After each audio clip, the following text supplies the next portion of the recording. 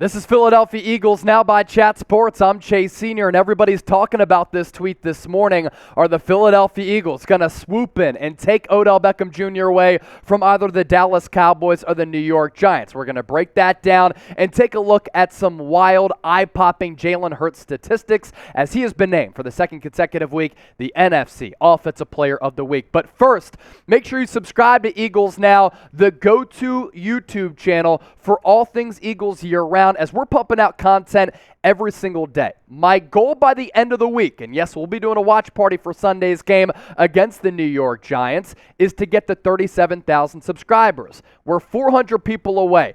Can we get there and rally together in the great city of Philadelphia? If you want to stay in the know with all things birds, subscribe right now. So here's the tweet sent out by Mike Florio of Pro Football Talk. What do you make of it? We're going to talk about it. Last year, he said, when the OBJ free agency sputtered, we said, quote, watch the Los Angeles Rams. As this year's OBJ free agency sputters, I'll say this, watch the Philadelphia Eagles. Now, does Mike Florio have inside sources that indicate that maybe Philadelphia and Howie Roseman are interested in OBJ, or is he just trying to pick up some retweets and some traffic to his website as well as his radio show? Things have gotten interesting on the Odell Beckham Jr. front. Why is that? A little bit of a weird thing going on with this physical, and we'll explore whether or not this was a leak, and we touched on this briefly on yesterday's show. This coming from Ed Warder, ESPN, who is really in the pocket of Jerry Jones. The Cowboys have concerns, he said, after Odell Beckham Jr.'s physical, that his recovery from a torn left ACL in the Super Bowl has not progressed enough to ensure that he would play before mid-January, and the possibility does exist that signing him would have absolutely no benefit for Dallas until the 2023 season. So was this an OBJ leak? And if that's the case, where did it come from, and why was it leaked to a guy like Ed Warder? Are the Cowboys just trying to flat out drive down the price tag because OBJ and his agent, they want a larger contract than what Dallas is willing to pay, considering the injury issues here of him trying to come back from a second torn ACL?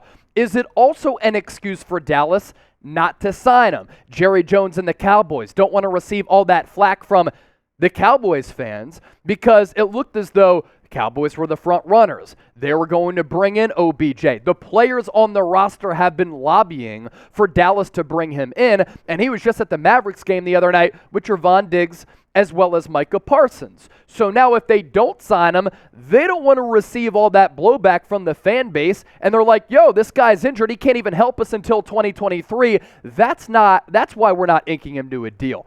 Did the New York Giants leak the medicals because they want leverage on Dallas to have a reunion with Odell Beckham Jr.? Or there's this scenario right here.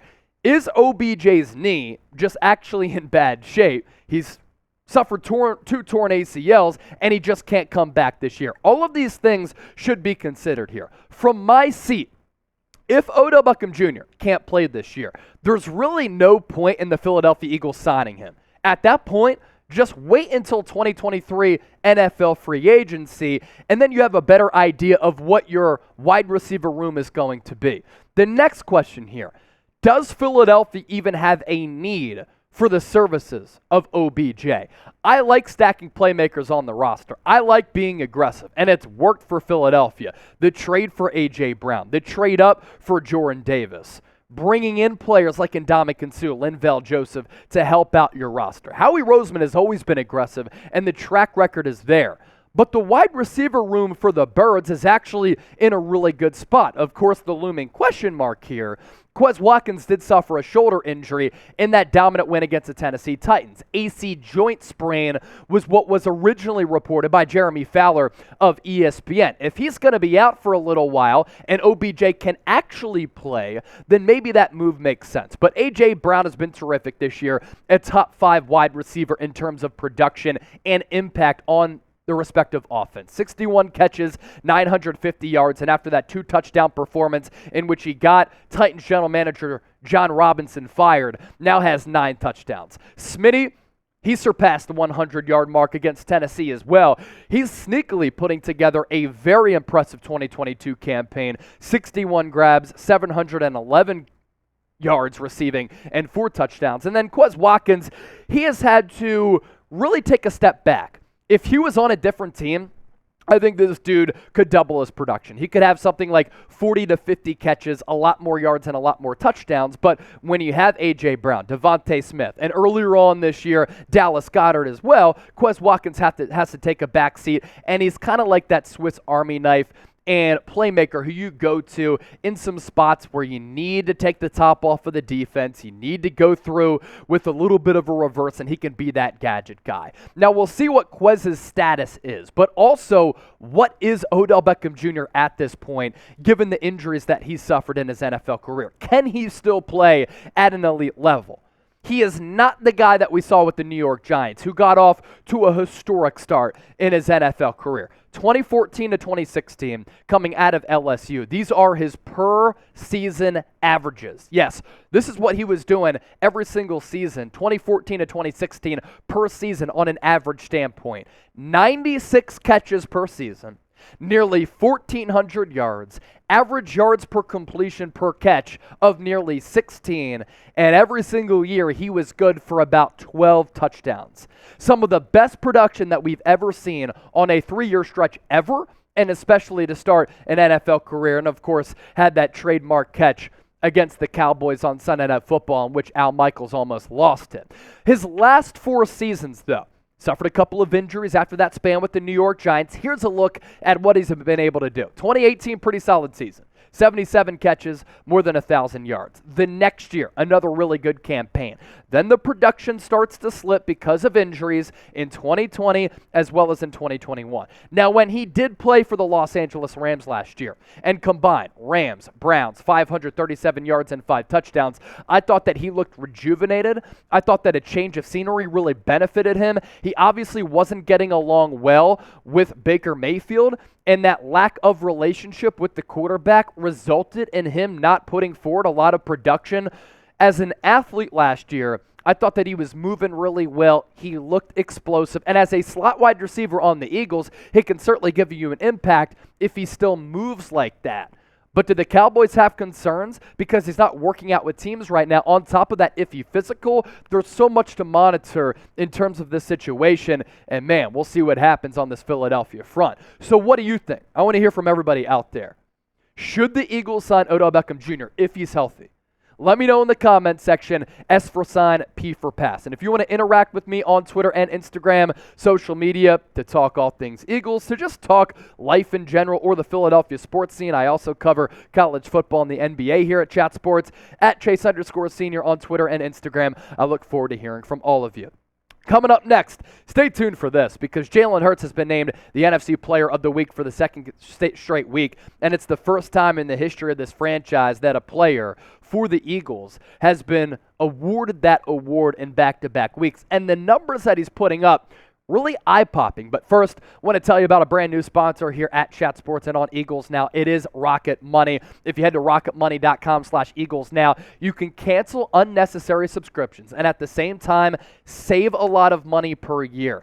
How many times have we checked our bank statements or received emails telling us about a subscription that we totally forgot about? Then canceling those subscriptions, knowing all you want to do is just cancel it and save some money, ends up being a huge pain in the ass and a big hassle. That's why I love using Rocket Money, formerly known as Truebill. The app shows all of your subscriptions in one single place and then cancels for you whatever you don't still want. Rocket Money can even find subscriptions you didn't even know you were paying for, folks. You may even find out you've been double charged for a subscription. To cancel a subscription, the process extremely easy using this app. All you have to do is press cancel and Rocket Money takes care of the rest. Get rid of useless subscriptions with Rocket Money now. Head to rocketmoney.com/Eagles Now. You can view all of your subscriptions on one page and you can check out how much money you're saving per year. Optimize your finances. Cancel those unwanted subscriptions at rocketmoney.com/Eagles Now.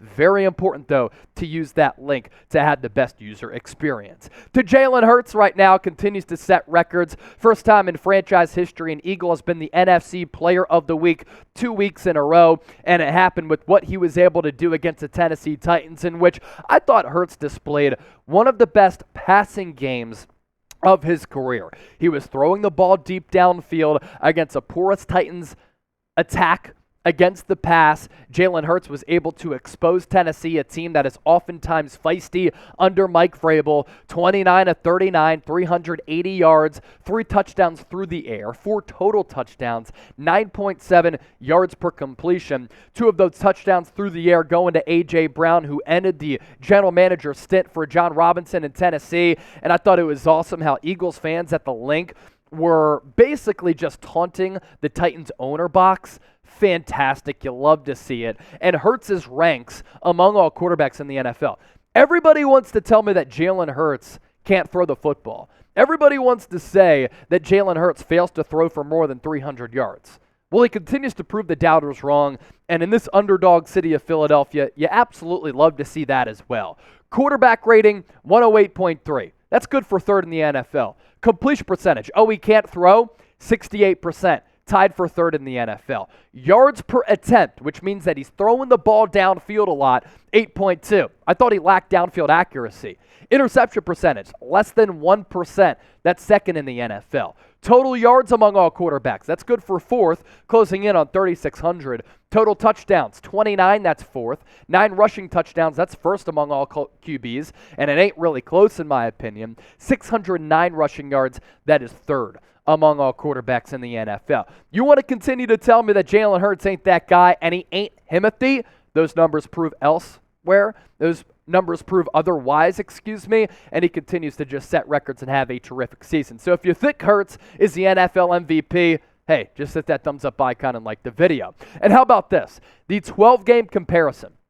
When Wentz in 2017 was en route to winning that MVP award before he shredded his knee at the LA Coliseum, and Jalen Hurts through 12 games this year. Hurts has been the better quarterback and much more impactful. Wentz was 10-2 at this point. Hurts is 11-1. Wentz completed shy of 61% of his passes. Never was a big completion percentage guy, but he was awesome on third downs. Hurts beating him out there, 68.1. Wentz had the passing yards edge, but not by much, 65 yards on that tally. Total touchdowns to interceptions, tied 29-3, but the passer rating, the edge, going with Jalen Hurts, 108.3. I think it's a conversation between him, Patrick Mahomes, and Joe Burrow to be the NFL MVP, and I think that Hurts right now is number 1.